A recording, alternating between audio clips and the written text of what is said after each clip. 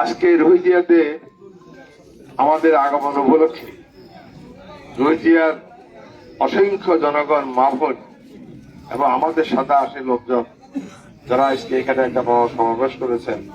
এই জন্য আমাদের দলের পক্ষ থেকে, আমার ব্যক্তিগত পক্ষ থেকে আপনাদেরকে সশ্রদ্ধ সালাম জানিয়ে আমি আমার বক্তব্য শুরু করছি। বক্তব্য অত্যন্ত সংক্ষিপ্ত, বেশি করার দরকার নেই। এটা আমার গ্রাম, এটা আমার ইউনিয়ন, আর আমি এখানে আপনাদের ভোটে 3 বার আমি এমপি হয়েছি। শুধুমাত্র একবার এমপি হয়েছি সরকারি দলের 2001 সালে, আর ছিলাম বিরোধী দলের ভাগিদার, কিছু করতে পারি। 2001 সালে নির্বাচনে আসার পরে সারা আপনার খাজিরবাগ ইউনিয়নের অধিকাংশ রাস্তাঘাট আমি পাকা করেছি। স্কুল, কলেজ, মাদ্রাসা, মক্তব, মন্দির, যা যা দরকার যেটা পাচ্ছি আমি ইনশাআল্লাহ সেটা করেছি। সময় ছিল মাত্র কয়েক বছর। তারপরে তো ক্ষমতা নিয়ে গেল 15 বছর শেখ হাসিনা এই দেশটাকে দুধ করি ধ্বংস করে দিয়ে গেছে। আমরা জেল খাটতে শেষ, বাড়িঘর এখানে, আমার বাড়িতে নবীজি সহ অনেকের হত্যা করেছে, আগুন লাগাইছে।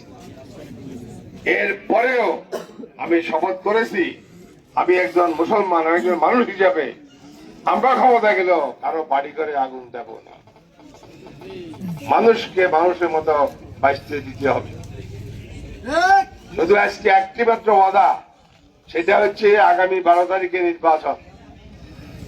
এই নির্বাচনে আল্লাহ রহমতে, আল্লাহ নাম নিয়ে বলতেছি, বিএনপি ক্ষমতায় যাবে।